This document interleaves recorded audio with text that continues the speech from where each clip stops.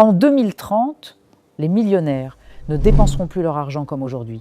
Le luxe est devenu une illusion et les riches le savent. Et certains millionnaires paient déjà plus cher pour du virtuel que du réel.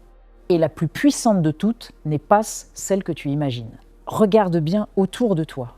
Les jets privés, les montres à plusieurs centaines de milliers d'euros, les villas démesurées, les supercars bruyantes, tout ça, c'est le luxe d'hier.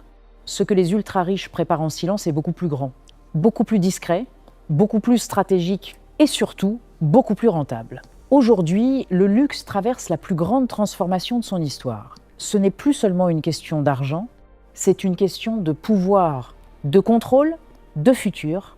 Dans cette vidéo, je vais te montrer quelles industries vont dominer le luxe d'ici 2030, lesquelles vont disparaître lentement, même si personne n'ose encore le dire. Et surtout, comment les ultra-riches investissent déjà en secret pendant que le grand public regarde ailleurs. Parce que pendant que certains économisent pour acheter une voiture de prestige, d'autres achètent des positions dans les industries qui vont créer les prochains milliardaires, le luxe change. Et si tu ne comprends pas ce shift maintenant, tu risques de regarder le passé pendant que les milliardaires construisent le futur. Pose-toi une question.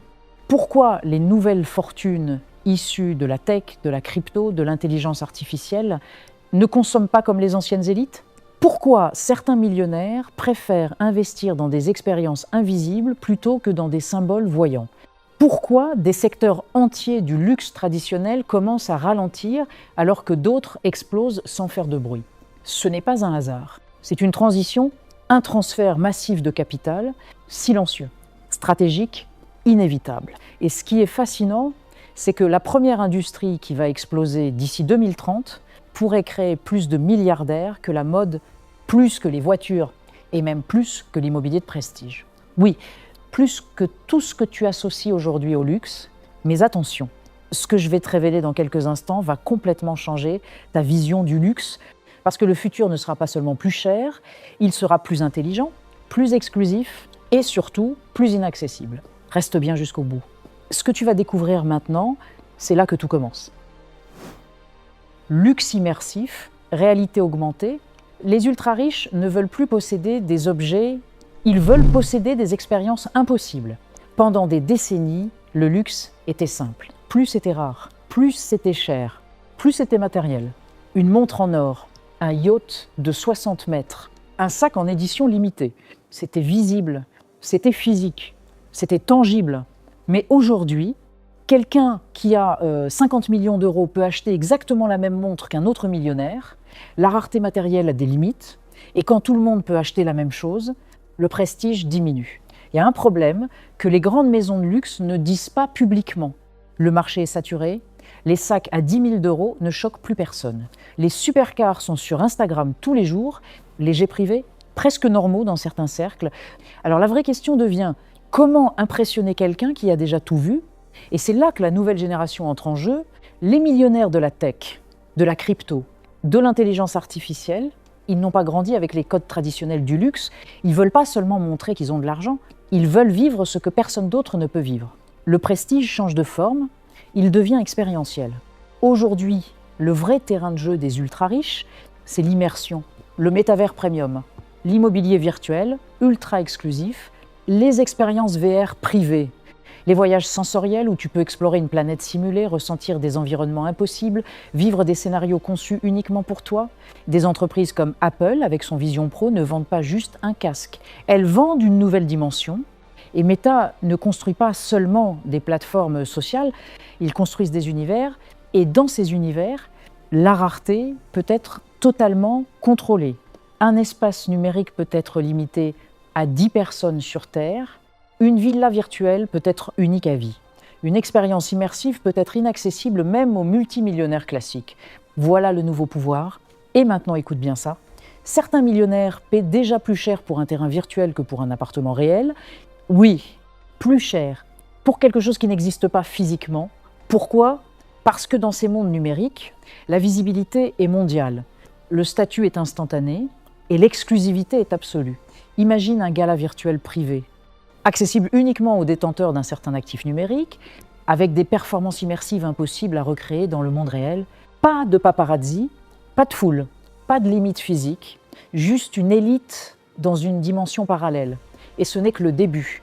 Les ultra-riches investissent déjà dans des architectes virtuels, des designers numériques, des créateurs d'expériences sensorielles, parce que demain, le luxe ne sera plus seulement ce que tu possèdes, ce sera ce que tu peux vivre. Mais attention, même ça, ce n'est qu'une étape, parce que l'expérience virtuelle, aussi spectaculaire soit-elle, n'est rien comparé à ce que les ultra-riches veulent maintenant. Ils ne veulent plus seulement modifier leur environnement, ils veulent modifier leur propre corps. Si tu veux comprendre où va vraiment l'argent du futur, like la vidéo maintenant, parce que la prochaine industrie va te surprendre. Et elle est déjà en train de changer les règles du jeu. Biohacking, longévité de luxe. Le vrai luxe en 2030 ne sera pas une Lamborghini, ce sera vivre 20 ans de plus. Réfléchis une seconde. Quand tu as 10 millions, 100 millions ou 10 milliards, quel est le seul problème que l'argent ne peut pas acheter? Le temps. Les milliardaires vieillissent. Et pour la première fois dans l'histoire, ils ont accès à des technologies capables de ralentir ce vieillissement. Pas dans 50 ans, maintenant, pendant que le grand public parle voiture, montre et villa, une autre bataille se joue. Silencieuse, scientifique, extrêmement coûteuse, la bataille contre la mort. Pourquoi les élites investissent des millions pour ralentir leur vieillissement? Parce qu'à leur niveau, chaque année de vie supplémentaire vaut des milliards. Un entrepreneur qui gagne 500 millions par an, que représente pour lui 10 années de vie en plus? C'est un calcul froid, stratégique, presque mathématique. Et aujourd'hui, le biohacking n'est plus un délire de laboratoire, c'est devenu une industrie de luxe. Des cliniques anti-âge ultra premium réservées à une poignée de clients triés sur le volet, des thérapies génétiques expérimentales, des traitements cellulaires personnalisés, des analyses biologiques en temps réel, 24h/24, une médecine construite uniquement autour d'un individu, pas d'assurance, pas de système public, juste toi et une équipe médicale dédiée à optimiser chaque cellule de ton corps. Regarde le cas de Brian Johnson, un entrepreneur qui dépense des millions par an pour rajeunir. Il mesure tout, son sommeil, son rythme cardiaque, son sang, son cerveau. Il suit des protocoles extrêmes. Il veut inverser son âge biologique. Ce qui semblait de la science-fiction devient un terrain d'expérimentation réel pour les ultra-riches. Et ce n'est pas seulement pour paraître plus jeune, c'est pour rester performant. Plus d'énergie, plus de concentration, plus de domination. Imagine un PDG de 75 ans avec la condition physique d'un homme de 40. Imagine l'avantage compétitif. Ce n'est plus du luxe esthétique, c'est du luxe stratégique. La nutrition devient de la précision scientifique. Des repas conçus par algorithme, des compléments personnalisés basés sur ton ADN, des capteurs implantés pour analyser ton métabolisme en permanence, chaque détail optimisé, chaque faiblesse corrigée. Et là, on ressent quelque chose d'étrange, un mélange d'admiration, parce que la science avance à une vitesse incroyable. Et en même temps, une légère inquiétude, parce que si seuls les ultra-riches peuvent se permettre de ralentir leur vieillissement, alors l'écart entre les élites et le reste du monde ne sera plus seulement financier, il sera biologique. Et pourtant, même vivre plus longtemps ne suffit pas aux ultra-riches. Parce que quand tu as déjà conquis la Terre, la prochaine étape logique, c'est de la quitter. Comment te longe vite si tu penses que la santé est le nouveau luxe? Parce que ce qui arrive maintenant va littéralement dépasser notre planète. Tourisme spatial, transport ultra privé, en 2030, aller dans l'espace pourrait devenir le nouveau yacht. Pendant des décennies, le symbole ultime de richesse, c'était quoi? Un yacht gigantesque, amarré à Monaco, visible, impressionnant, photographié. Mais les ultra-riches ont un problème. Quand trop de personnes peuvent acheter la même chose, ce n'est plus exceptionnel. Et aujourd'hui, il y a des centaines de super-yachts. Alors la question devient, quelle est la prochaine frontière que presque personne ne peut atteindre? La réponse est simple, le ciel. La conquête spatiale n'est plus uniquement une affaire d'État. Elle est devenue privée, compétitive, stratégique. Des entreprises comme SpaceX ont complètement changé les règles du jeu. Blue Origin investit massivement pour rendre les vols suborbitaux plus accessibles. Et derrière cette révolution, une figure incarne cette ambition démesurée, Elon Musk. Pour ces nouveaux titans, l'espace n'est pas seulement un rêve scientifique. C'est un marché de prestige. Imagine ça, un cercle ultra fermé, des entrepreneurs, des héritiers, des magnates de la tech, qui ne se battent plus pour savoir qui a la plus grande villa, mais qui a déjà vu la Terre depuis l'orbite. Qui peut dire « j'ai quitté la planète, voilà le nouveau niveau ». Mais laisse-moi te poser une vraie question. Est-ce que ce sera toujours réservé aux milliardaires? Ou est-ce que, d'ici quelques années, les millionnaires ultra ambitieux pourront eux aussi acheter leur ticket pour l'espace? C'est là que la tension est réelle. Parce que chaque nouvelle technologie commence élitiste, puis elle descend progressivement. Les jets privés étaient réservés à quelques familles. Aujourd'hui, ils sont partagés, fractionnés, optimisés. Le même modèle pourrait arriver pour l'espace. Et voici quelque chose dont on parle très peu. Des réservations pour des vols privés spatiaux sont déjà programmées pour 2027-2028. Oui, des sièges déjà vendus, des listes d'attente confidentielles, des dépôts à plusieurs millions pour garantir une place. Ce n'est plus de la science-fiction. C'est une planification et ce n'est pas seulement le tourisme. C'est tout le transport ultra-privé qui évolue, jets plus rapides, trajets intercontinentaux en quelques heures, cabines totalement personnalisées, expériences aériennes sur mesure. Le transport devient une extension du statut, un espace mobile de pouvoir, mais soyons honnêtes, même si aller dans l'espace est spectaculaire, même si voyager à des vitesses extrêmes impressionne, la vraie révolution du luxe ne sera pas dans le ciel. Elle ne sera pas visible à l'œil nu, elle ne fera pas de bruit, elle sera invisible, intelligente. Et elle va transformer absolument toutes les industries dont on vient de parler. Abonne-toi maintenant si tu veux voir qui dominera le luxe spatial. Parce que ce qui arrive ensuite va redéfinir le luxe à un niveau que personne n'avait anticipé.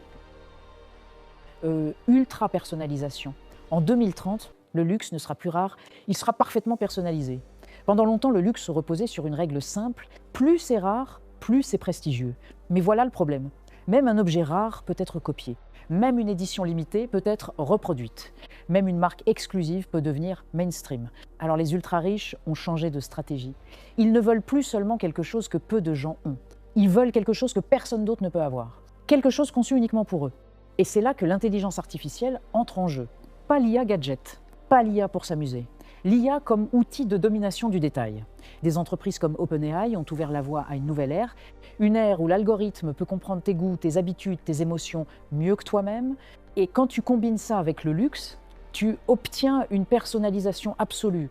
Imagine une maison conçue par algorithme, pas juste dessinée par un architecte, optimisée selon ton rythme biologique, ta manière de te déplacer, ta façon de recevoir des invités, ta tolérance à la lumière, ton niveau de stress, une villa qui s'adapte à toi, en permanence. Imagine une garde-robe générée par IA, des pièces créées uniquement pour ta morphologie, tes couleurs préférées, ton image publique, ton secteur d'activité, chaque détail calculé pour maximiser ton impact social. Plus besoin de tendance, plus besoin de suivre la mode. Tu deviens la référence. Même les voitures évoluent. Regarde des entreprises comme Tesla. La personnalisation ne se limite plus à la couleur ou au siège. Elle devient logiciel, mise à jour à distance, comportement adaptatif, expérience de conduite qui apprend de toi. Le véhicule devient intelligent, il t'anticipe. Et maintenant, imagine l'étape suivante. Des assistants privés ultra intelligents, pas des assistants vocaux basiques, mais des systèmes capables de gérer tes investissements, analyser tes relations, optimiser ton agenda, prédire tes décisions. Un cerveau numérique privé, disponible 24 sur 24, confidentiel, ultra performant. On ressent quelque chose d'étrange ici, de l'admiration, parce que c'est fascinant, un monde où tout est optimisé, fluide, ultra précis, mais aussi une légère inquiétude. Parce que si l'IA connaît tes désirs mieux que toi, qui contrôle vraiment l'expérience? Toi ou l'algorithme? Le luxe ne sera plus défini par ce que tu montres, mais par la précision avec laquelle ton environnement est adapté à toi. C'est invisible, silencieux, mais incroyablement puissant. Et pourtant, même cette révolution technologique n'est pas la plus stratégique. Il existe une industrie encore plus discrète, plus silencieuse, plus difficile à remarquer. Et elle pourrait devenir la plus puissante de toutes d'ici 2030. Like si tu penses que l'IA va redéfinir le luxe. Parce que ce qui arrive maintenant va changer non seulement le luxe, mais la structure même du pouvoir.